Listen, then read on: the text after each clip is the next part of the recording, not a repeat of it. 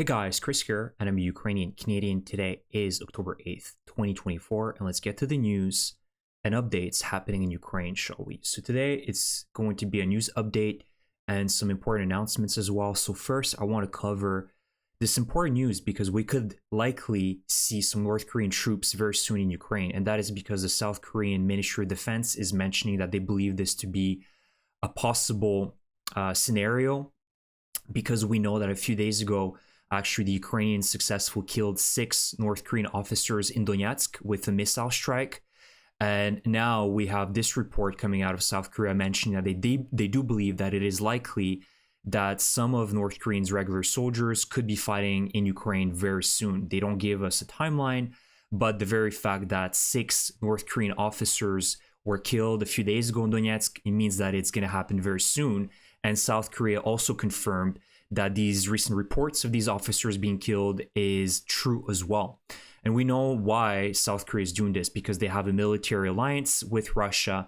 And we know that South Korea, or North Korea, I should say, is not doing this for free.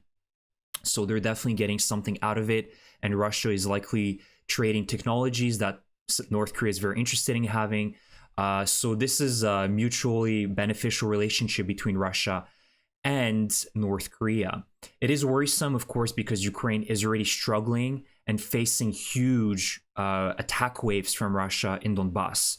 And so this is only going to worsen the situation for the Ukrainian defenders. They're already doing everything possible to hold out this massive, brutal Russian attack, which has been ongoing, especially in the Avdiivka front, for the past year. And it's very difficult for the Ukrainians to defend.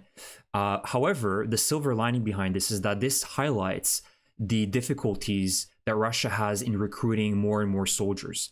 I've mentioned this briefly in my video yesterday, that according to the latest reports and the intelligence departments all around the world are mentioning about 225 to 230,000 Russian soldiers are recruited every year within the military, the Russian military, which allows Russia to continue with these constant attacks. But it's not enough to offset the losses, because if we're calculating the losses, the casualties of the Russian military, it's about 1,000 to 1,100 per day. So that brings them to over 300,000 casualties. So they need to find more meat. And so North Korea comes to the rescue. And, this is what we're seeing right now. So this is also highlighting the issues that Russia has. Another thing is that Russia, every other month, is increasing the bonus payouts for the soldiers that are, deciding to enlist within the military. They get a one-time bonus, and their salaries are quite generous. Sometimes it's like 3 to half a year worth of wage that they can get in an instant bonus. So the more they increase it, the more it shows that Russia's desperate for soldiers. Not that they're lacking, not that, there's barely anybody fighting, but they don't have enough to be able to continue with this intense pressure that they're putting right now. And this will likely end very soon. In 2025, I'm not really seeing Russia to be able to continue with this type of offensive for another year. At least that's my opinion. My assessment could be wrong here, but with when we're also considering how bad the Russian economy is doing right now, facing huge inflation and the interest rates being extremely high, Russia cannot keep going like this for another year, in my personal opinion.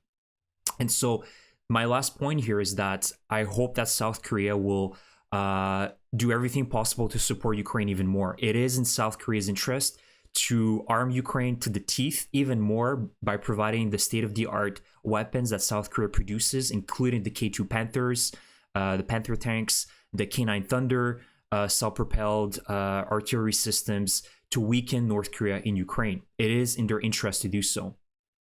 So you guys can let me know in the comment section if you think that actually there will be North Korean troops soon in Ukraine, and how many of them will be. It could be a few thousand, it could be a few hundred, it could be tens of thousands of North Korean troops. So you guys can let me know in the comment section what you think. Additionally, we have some good news, but there is a little but here. So France confirmed that they will be providing Ukraine with the Mirage 2000 fighter jets. However, this delivery will only be made in the first half of 2025. So we're still half a year away from Ukraine possibly receiving these fighter jets.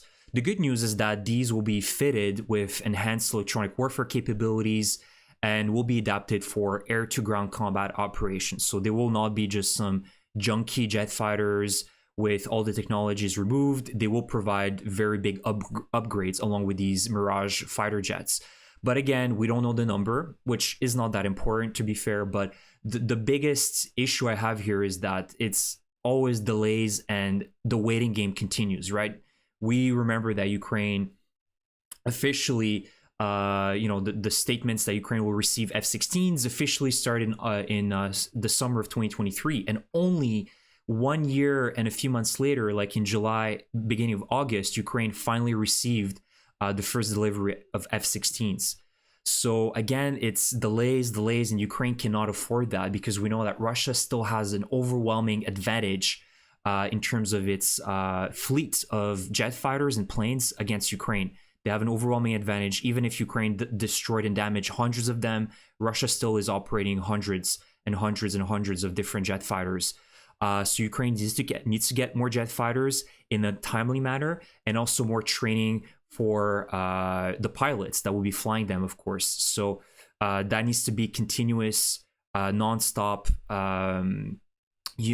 program for Ukraine, so they can operate as many jet fighters as possible and even the playing field against Russia here. So the good news is that Ukraine is also getting a $4.5 billion loan from the UK to purchase British-made weapons. So this was announced recently by the UK Ministry of Defense. So Ukraine is also going to be receiving a very generous loan to be able to purchase British weapons. We know that Britain produces lots of great weapons, including the Challenger 2s, Starstreakers, NLAWs, I believe, as well, and many other weapons that they have. So this is really good news for Ukraine, and hopefully this partnership will continue as well. And last but not least, I need to talk about a great short summary that was given by the president of Finland. His name is Alexander Stubb. And credits to Anton Herashenko, who translated this video for you. Well, I guess he put in the captions, didn't translate it, but he put in the captions. But I thought it was just a great summary of what a true peace, not only for the Finnish president, what it means for him, but also for the Ukrainians. And so I understand fully that this is the best case scenario. To believe that all of these conditions will be met in a year or 2 years is foolish, in my opinion, at this stage. But we need to strive. So Ukraine, when there's going to be negotiations with Russia, peace talks, that Ukraine is sitting at a position of strength and not, again, at a position of weakness like it was in 2014 and 2015. And so let me share the video with you guys.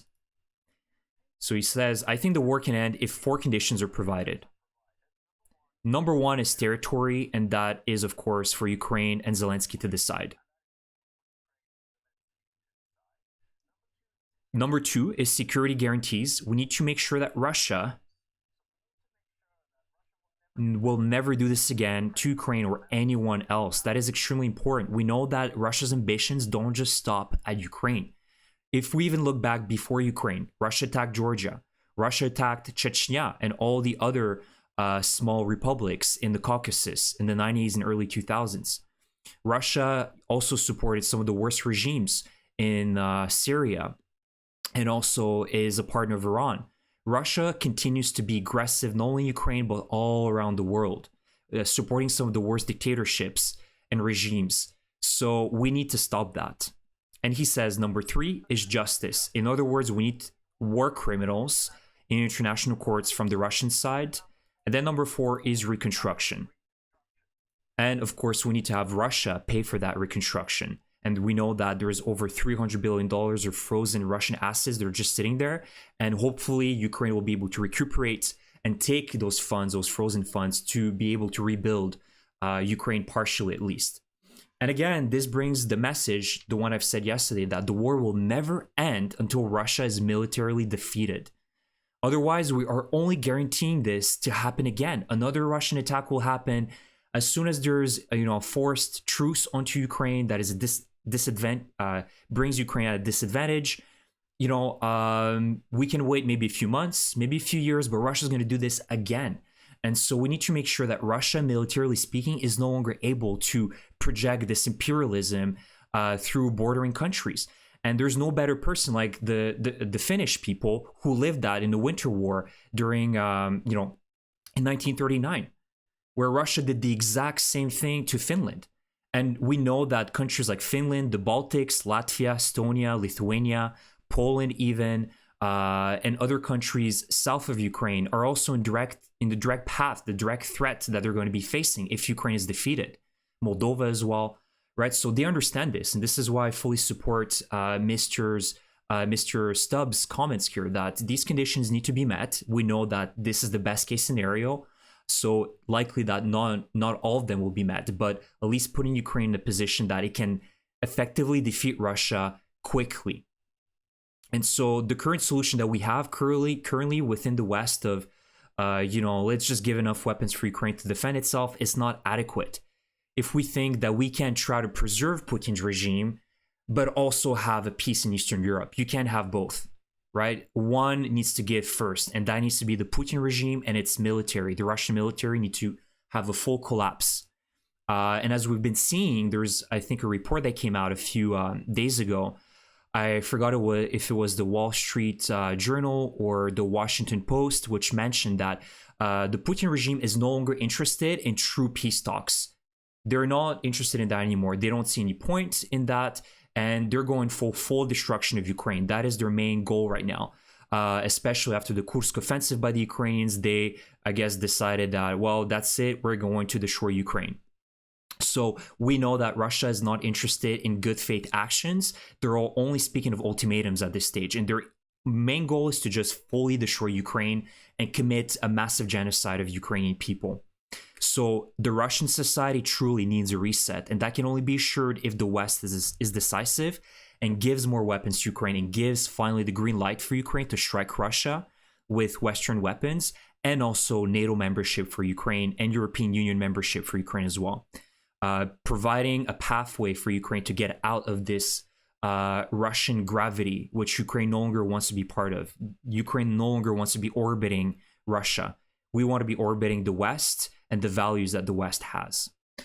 With all that, thank you so much for your support, guys. Let me know in the comment section what you think about any of the topics I covered today. Huge thank you for support. And the link in the comment section below, the description, I will leave a link towards the drone program by Sternenko for the Rusoriz drone fund, which is helping the Ukraine military with hundreds of drones per day that they're acquiring from his fund, and so they can effectively destroy Russian criminals in Ukraine and Russian occupiers in Ukraine. Thank you so much for your support. Slava Ukraini!